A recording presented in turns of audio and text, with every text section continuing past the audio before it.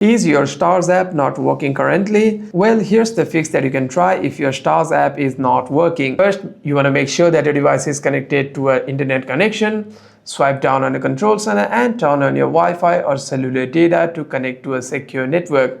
And if you have the internet but the app is still not working, you want to simply go to your settings, click on General and click on iPhone Storage.